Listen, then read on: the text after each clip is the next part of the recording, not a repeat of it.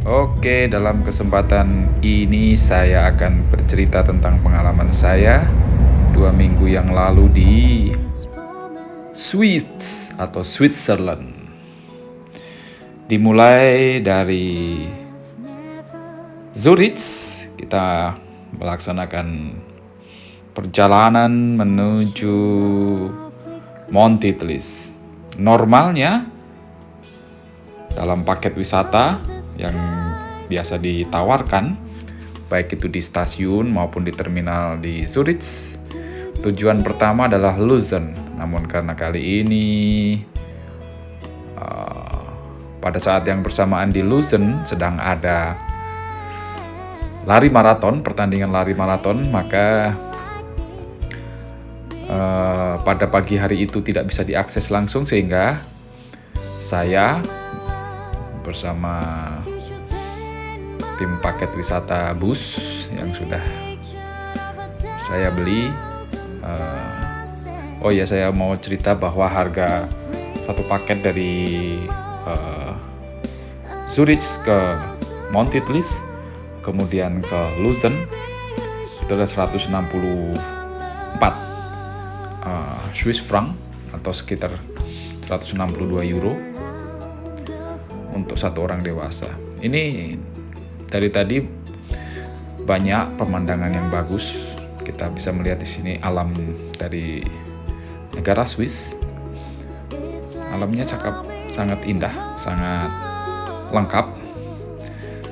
Namun di dalam perjalanan itu diceritakan bahwa peternakan di sana sedikit, sehingga harga makanan di sana mahal sekali. Ini adalah Danau Luzern. Kita sempat berhenti sejenak di sini sekitar kurang lebih 40 menit untuk mengambil foto, menikmati pemandangan, dan memang indah sekali. Danau di kaki bukit ya. Ini masih di kota Luzern, di pinggir kota Luzern.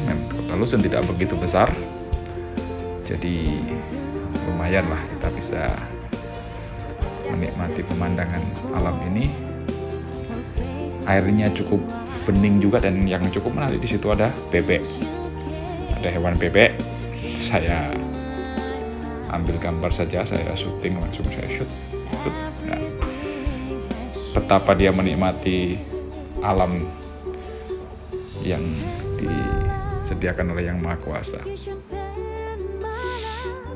Perjalanan kita lanjutkan, dan di sini kita lihat banyak rumah-rumah. Tipikal rumah di Swiss itu sama dengan tipikal rumah di Jerman. Namun alamnya yang membedakan, bahwa di sini di Switzerland itu berada di rangkaian pergunungan Alpen. Nanti kita akan melihat puncak pertama. Nah, ini adalah puncak pertama dari Alpen. Namanya adalah Puncak Pilatus. Ya, jadi untuk ke sana kita harus mengambil paket wisata yang lain. Nah, itu tadi Puncak Pilatus. Ya, itu. Kemudian memang diceritakan pula bahwa bangunan-bangunan di sini bentuk dan desainnya dipertahankan seperti itu karena untuk mempertahankan warisan budaya Swiss yang turun-temurun beralih dari mulai kekuasaan Romawi, kemudian beralih ke kekuasaan Italia atau Latin, kemudian beralih ke kekuasaan Jerman atau Prusia pada zaman itu. Saat ini kita masih berada di pinggiran Danau Luzern, namun sudah berada di tol, ya, di jalan tol. Perlu diketahui juga bahwa harga di negara ini memang boleh dibilang sangat mahal. Saya berada di Jerman, tapi merasa bahwa lebih baik harga di Jerman daripada harga di Swiss. Jadi ini adalah pemandangan tentang peternakan, ya, peternakan di Swiss. Diceritakan bahwa peternakan di sini dibantu oleh pemerintah, sehingga untuk keberlangsungan kehidupan mereka sangat bergantung subsidi dari pemerintah. pajak di sini juga mahal. Diceritakan bahwa pajak di sini hampir 50% dari penghasilan, kemudian 50% dari penghasilan yang dikurangi pajak tersebut itu sebagian besar adalah untuk menyewa rumah, karena yang memiliki rumah dari seluruh penduduk Swiss hanya sekitar 20%. Sisanya mereka menyewa, ya. Kurang lebih harga sewa sekitar per bulannya 2.000 Swiss franc, atau ya kita boleh genapkan lah, karena perbandingan antara Swiss franc dengan euro itu hampir mirip, 1,02 sih sampai 1,01 kadang-kadang nilai tukarnya, jadi tidak terlalu. Ini kita sudah mendekati Mount Titlis, ya. Perjalanan kita sudah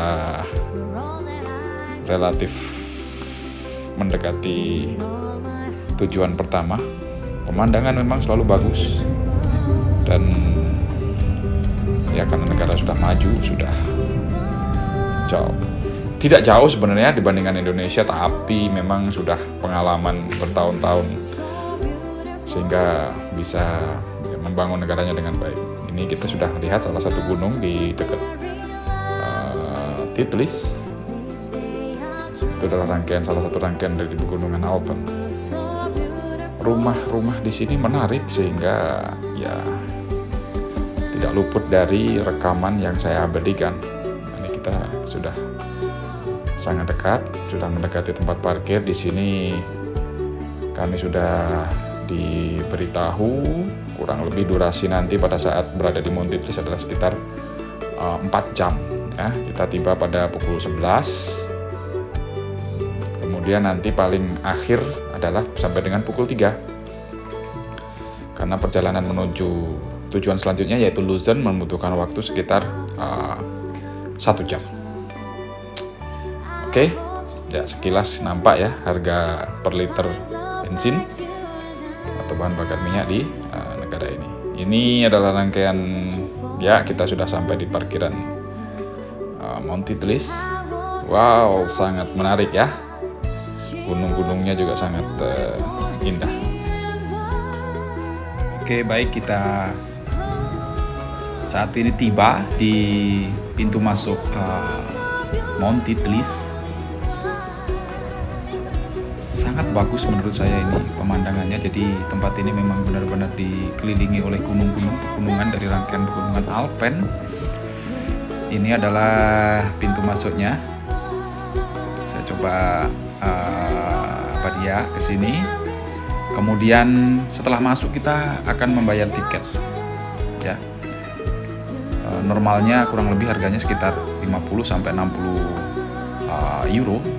Namun karena saya sudah include dalam paket wisata sehingga saya tidak perlu bayar tiket lagi, hanya tinggal menunggu kartu saja yang nanti akan dibagikan oleh pemandu wisatanya. Cukup ramai pada hari itu, sekitar pukul 11. Nah, ini adalah tempat tiketnya. Kemudian bahasa yang digunakan di Swiss ini adalah bahasa Jerman ya. Jadi bagi kita yang sudah mempunyai kemampuan bahasa Jerman akan sangat membantu untuk bisa berkomunikasi di sini. Namun jangan khawatir, bahasa Inggris pun sangat bisa diterima di negara ini. Ini adalah Seilbahn atau gondola dalam bahasa Indonesia yang akan membawa kita ke atas nantinya. Kemudian dalam setiap gondola itu tertempel bendera-bendera dari seluruh dunia. Saya cukup berbangga juga karena di sini ada bendera merah putih, bendera kebanggaan kita, tertempel di salah satu gondola. Nanti akan kita lihat pada saat perjalanan. Ya, ini saya sudah berada di dalam gondola. Kemudian dari atas ini terlihat rumah-rumah penduduk, dan dari sisi sebaliknya kita dapat melihat adanya gondola ya. Sekedar informasi bahwa sebelum berangkat tadi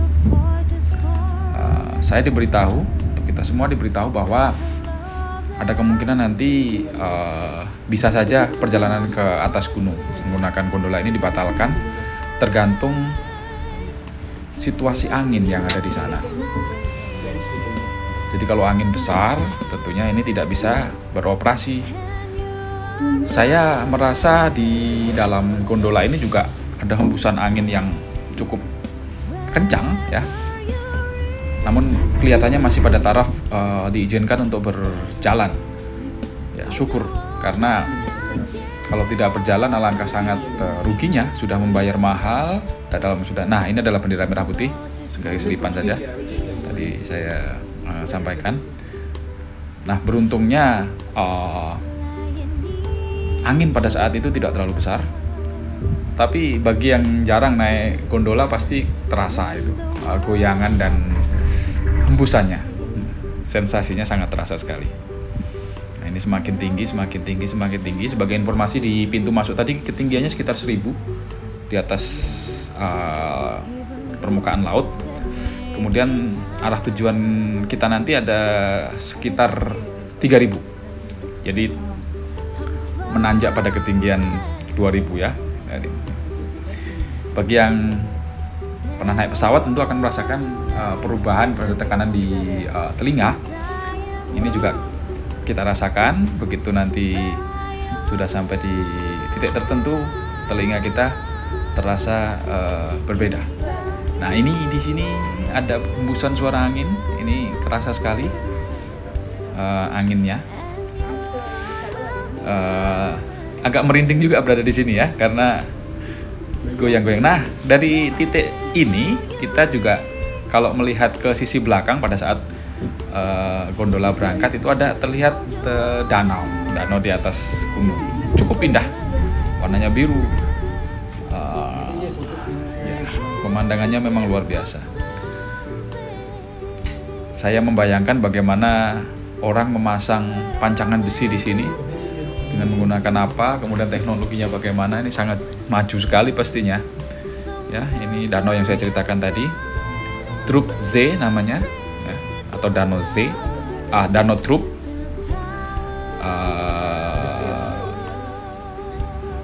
Nah, ini adalah titik tujuan akhir kita. Di sini sudah mulai terlihat salju. Tempat ini memang unik sekali. Jadi pada musim apapun, baik musim panas, musim semi, musim gugur, apalagi musim dingin, ini selalu ada salju karena suhunya sangat rendah. Nah, ketika itu saya 0 derajat. Jadi setelah kita naik di gondola yang pertama tadi, itu maksimal kapasitasnya adalah 7 orang. Nah, ini adalah gondola besarnya. Jadi kita berpindah ya ke gondola yang besar. Itu isinya sekitar sampai dengan 30-40 orang di dalam gondola itu. Kemudian dari situ kita bisa melihat berbagai sisi dari puncak Titlis ini. Kita lihat sangat banyak sekali wisatawan dari seluruh dunia. Kebetulan yang bersama saya sebagian besar adalah orang Amerika Selatan, sehingga pemandu wisatanya menggunakan bahasa Spanyol, dan bahasa Inggris, malah tidak menggunakan bahasa Jerman sama sekali. Itu tadi adalah ciri khas dari gondola yang berada di Mount Titlis ini. Ya, ini adalah danau lain ya, bukan danau yang tadi. Banyak sekali danau di atas gunung. Nah, ini adalah danau yang saya ceritakan tadi, Danau Trube. Wah, sangat luar biasa bisa berada di sini ya. Luar biasa sekali bisa naik ke puncak gunung ini. Mungkin di negara kita banyak gunung, tapi fasilitas ke atas biasanya rata-rata harus menggunakan kendaraan, atau kalau memang mempunyai keahlian bisa mendaki. Namun di sini sudah ada kereta gantung atau gondola tadi yang saya ceritakan. Jadi fasilitasnya ada dan ya sangat menyenangkan sekali.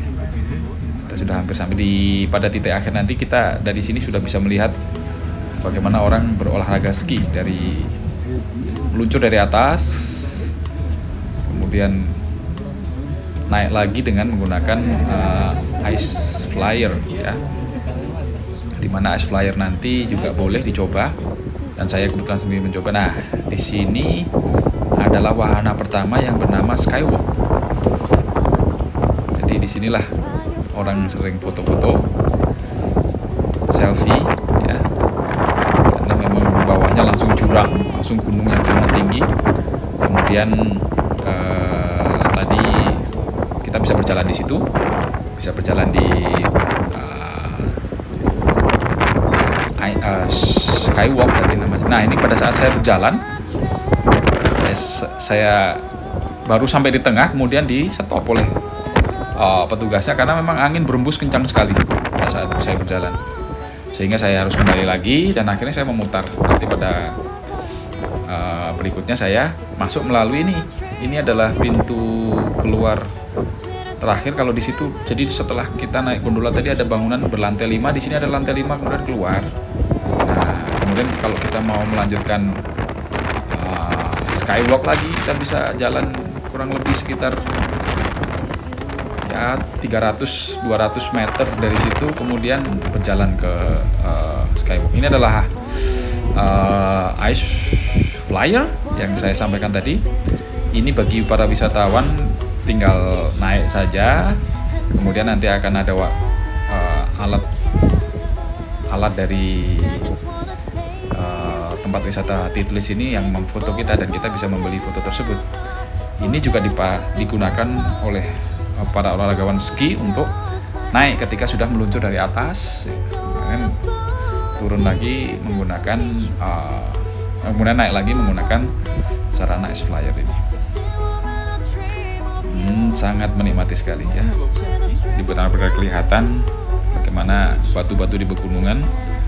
Nah, ini adalah anak-anak. Kagum juga saya bisa melihat anak-anak yang sangat berani sekali ya bermain ski. Saya sendiri belum pernah merasakan, tapi sepertinya sangat menarik apabila bisa bermain ski seperti itu ya. Ini rata-rata pemain ski semua yang bersama dengan saya. Kita lihat bagaimana para olahragawan ski meluncur dari atas, kemudian mereka berhenti di titik tengah ya, di titik tengah ice flyer, kemudian tinggal naik bersama kita. Banyak sekali saya sapa, kemudian sempat saya abadikan juga. Ini kita sudah naik ke atas lagi, kemudian kita lihat titik start dari ski tadi ya. Ini sudah kita perjalanan turun ya. Sebelum turun saya sempat merasakan makanan di restoran. Jadi situ tersedia restoran, kafe. Saya tidak khawatir, tinggal menikmati saja di atas. Memang harganya jauh di atas normal ya, mahal. Jadi kita harus bersiap-siap merokok, kantong agak sedikit dalam di sini memang. Tapi worth it lah untuk tempat yang memang sangat bagus. Ya, ini adalah pemandangan yang sama dari titik kita berangkat tadi. Nah, ini kita lihat kembali bendera merah putih Indonesia. Dan kemudian sudut pandang yang sama yaitu Danau Trube. Ini kita sudah sampai di bawah. Kemudian sudah sore ya, pada saat itu sudah sekitar jam 15.30 karena pada musim gugur atau herbs, jadi ya matahari sudah mulai akan menuju gelap. Sangat menarik, sangat berkesan. Kemudian kita perjalanan pulang. Perjalanan pulang masih belum berhenti saya untuk mengabadikan karena memang sangat bagus sekali. Ini beberapa titik-titik menarik yang tidak mau saya lewatkan. Kemudian kita sempat berada di Pilatus Bahn. Ini adalah stasiun Pilatus, ke Gunung Pilatus. Jadi kalau mau naik ke Gunung Pilatus tinggal naik kereta dari sini. Adalah paket wisata yang lain. Kita kebetulan bis yang kita gunakan menjemput juga rombongan yang turun dari Pilatus, sehingga kita walaupun hanya sebentar di sini, tapi ya lumayan. Ini adalah keindahan lain tambahan yang kita peroleh. Kemudian saya rekam kembali. Ini keretanya sudah datang, turun dari gunung. Kemudian nanti akan berhenti di stasiun ini dan akan bergabung bersama kita dalam satu bis, dalam satu rangkaian dengan pimpinan rombongan yang berbeda, namun dengan tujuan yang sama, yaitu tujuan terakhir di Lucerne. Jadi ini kita sudah sampai di Lucerne. Sudah matahari sudah mau tenggelam, tapi memang bagus sekali ya. Ada jembatan yang berbentuk koridor. Kemudian jembatan tersebut berada di atas Danau Lucerne. Kemudian di ujung jauh sana kita lihat banyak sekali tempat ngopi, tempat nongkrong, dan ramai sekali memang. Ramai sekali pada saat itu sekitar pukul 17.30-an ya. Sudah gelap memang di Swiss. Saya menyusuri koridor ini, banyak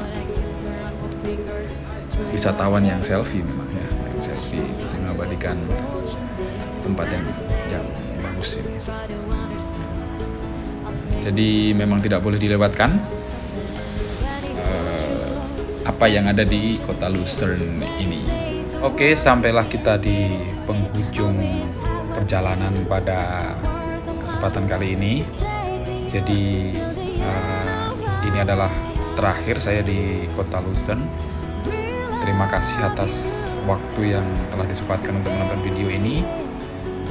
Semoga saya di lain kesempatan di masa yang akan datang bisa membuat video lagi yang bermanfaat bagi teman-teman sekalian. Oke, selamat malam, sukses selalu, dan ciao.